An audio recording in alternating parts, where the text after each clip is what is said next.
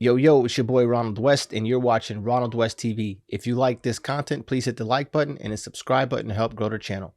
Now let's get into the content. You just can't live off of what you was able to live off of a few years ago, but you can live off of it. Like, let's not exaggerate, and that's the point I'm making though. Like, yeah, the car you might have got 5 years ago, no, you're priced out of that, but you can still go get a car. Right. That's my point. No, So, your point is clear, but why, if I went to school for 4 years, do I have to still like live the same way? Basically, I'm not living a life I thought I was going to live after graduating from a university 4 years and got at least $40,000 in debt, and I get into a job making $70,000 a year. The shit changed. No, I get it. I get what you're saying, but what is the alternative? How do you, if you want to thrive, how do you thrive?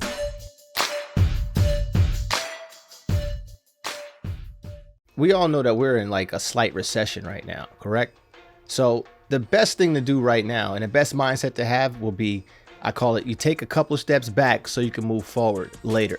So for instance, if you were in a lease and you're about to get out of a lease, the best thing to probably do is to find a nice G ride that you can pay all the money for, so you can skip that car payment and take the car payment, well, what used to be the car payment, and put it towards something else. That's going to lower your car payment and lower your insurance. Now, that is not the sexy thing to do, right? How many people and their peers or their friends are going to really understand what you did if you just go backwards? You know, if you maybe stop eating out 3 times a week and cut that back to maybe once a week. It may sound crazy, but here's the deal. Right now, the economy is all screwed up, right? You got 7% interest rates if you want a mortgage. The car interest rates is ridiculous. And people are really just quitting and taking out all their savings and then going on vacation and spending money on high ticket items like concert tickets, whether it's some shopping items and things of that nature, basically things that are going to depreciate. And it makes sense. You spend all of this time, some people over 15 years of work, right? And you mean to tell me I can't buy a house right now? The average house is $400,000 at 7%. So that means you got to make at least $120,000 a year just to get into a house that you probably don't even want, because that's the minimum. Times are crazy right now. So if anybody is out buying and making big purchases and stuff, you're looking at somebody who either has it or is not aware of what the economy looks like right now. Right now, the whole idea is we all got to take a couple of steps back to move forward later on. That's whether it's your gear, whether it's your car, everything, all your expenses, everything you did before previous, you got to come and cut it back now. Because when the opportunity does come, you're not going to be able to take advantage of it because you got into a new lease instead of getting a G ride or a nice car that you can pay off in full. That's going to be where we're going to be at in a few years. Those who've decided to just cut back and then say, you know what, I'm going to still hold on and I'm going to have hope. Those are going to be the ones that are going to take advantage of the opportunity that comes in a couple of years. The people that are splurging now, buying all the Gucci now, buying all the nice things now, when opportunities come in the next couple of years to invest, you're not going to be ready because you have all of that baggage. And what that's going to do is take away from your debt to income ratio. And that's not going to be a good thing. You're not going to be able to qualify for loans when opportunity does come. So, like I said, the whole deal right now, cut back. Everybody needs to cut back. If you can't be around people that understand that they need to cut back, or around people that are cutting back, then you're going to get suckered into thinking that you got to be like them, or you're just going to feel guilty the whole time while they're having a good time and you're just sitting here cutting back. It's just real crazy. I just don't understand. I don't understand how it's going to go, bro. Just looking at it from like to gamify and everything, I don't understand how it's going to go. Like, where is the cavalry? It's scary. I mean, you say all that though, but niggas is surviving though, bro. Like, people, niggas, life still going on. Niggas still making ends meet. Like you'll find extreme case where, like, damn, I can't go food shopping this week because price of eggs went up $1.25 versus last year. But at the end of the day, nigga, if you find eggs last year, you buy eggs this year. You just grumpy about it. I mean, right. So the quality of life is what we're talking about. The quality of life is not what you would expect it to be. First of all, the American dream is just dead. Now you're just even having the grocery situation. There are people, like I said, it's not being said, but the numbers are showing that after the lag from years of this having a lag effect, they're showing credit card debt is at an all-time high. So they're not telling you they're spending the money, yeah, but they're not spending it wisely. They're in debt, and at 20% interest rate on credit card debt, you ain't getting out of that unless you come up with a plan. So I mean, it depends on how much you're in debt. That's the question. Like, I mean, what is debt? Like, what does that number start at? Right. Wherever it starts at. If you're not paying it in full in your month, every month it's 20% on top. You know what I'm saying? And then check it out. People are taking money out of their 401ks at an all-time high too. And they're not using it to buy houses. They're going on vacation because they quit. They quit the American dream. And I understand it.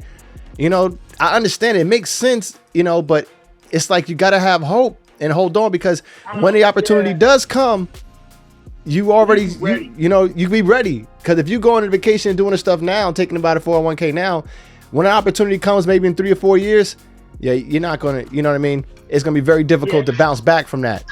Take it from your savings.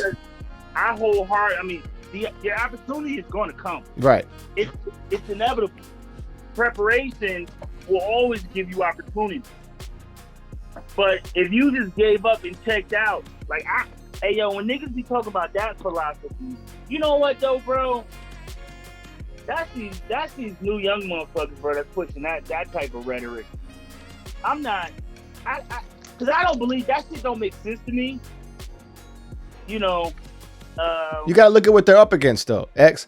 They're getting out of school and graduating with at least $40,000 in debt, and they make a job making $70,000 a year. That's like, you know what I mean? That was decent before. Now it's like you can't even live off of that. You're $40,000 in debt and you make $70,000 a year.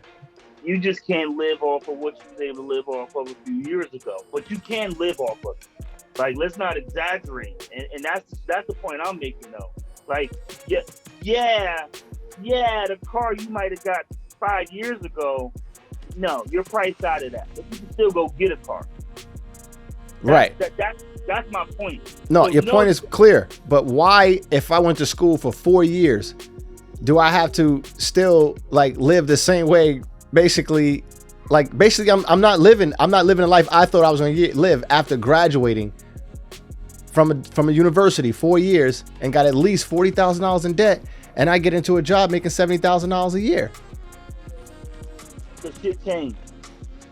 No, I get it. I get what you're saying, but what is the alternative? How do you, if you want to thrive, how do you thrive? And I'm saying right now, the only way to thrive is you got to sit back and hold on right now. Sit back, hold on, and educate yourself for when the time does come. So you got to basically hope. I don't know. I guess hope. I don't like hope. Hope you ain't got no control over. I don't kind of like hope. But I believe, I mean, if you're constantly working towards your goal, then you're good. And even if you have to modify that goal because a few outside conditions change, as long as you're working towards that goal, you'll get there. But if you check out and be like, hey, yo, they don't, now a touchdown is 120 yards instead of 100 yards, man, I ain't playing this shit no more. Like, that's crazy. That don't make sense. Right. It doesn't make sense to us, you know, but to them it makes sense. They're plausible. They're finding a way to make it plausible because they're like, yo, I can't afford a home. I got to make at least 120 to buy the average home at $400,000, and I don't even like the average home, and I only make 70 grand coming out of school with 40 grand in debt. You better find you a bitch making another 75, nigga. Hey, well, look, that sounds more feasible than like figuring a way out, because it's very difficult. And then now to figure a way out, you got guys online, gurus that's ready to take that money you're saving. That's the crazy part. That's crazy. They ready to take the money you're saving and invest it in what they need to invest in. Well, taking your money is their job. Right, that is their job, you know. But that's what's being consumed the most, is that content. And you wonder, like, damn, how do these guys make money? Off of you. Well, off of you. Any nigga selling course or knowledge is making his money off of you, not the shit he's teaching you. That's a given. You got to know that going into it. Right. Hence why you can't go to them niggas. Right. But I mean, as sucky as it is, like, here's the shit. Like, if you were doing bad 5 years ago and you were waiting for something to happen, nigga, you probably doing bad today. If you were making it 5 years ago, 9 out of 10 you're making it today. Whether it's a slight bit more difficult as far as disposable income in your pocket or not, but you're still fucking making it.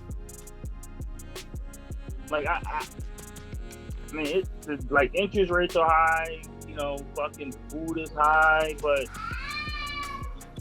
what do you consider making it though? That's the thing. What is your barometer of making it? Just being able to just pay your bills and live paycheck to paycheck? That's what you're saying is making it? yeah, you got a baseline. You got a baseline. And so that's the baseline of making it right there, just paying the Yes. bills? Yes, your baseline is you can pay your bills and you can put food in your belly. So you got a place to live and you can feed you and your family. That's your baseline. Right.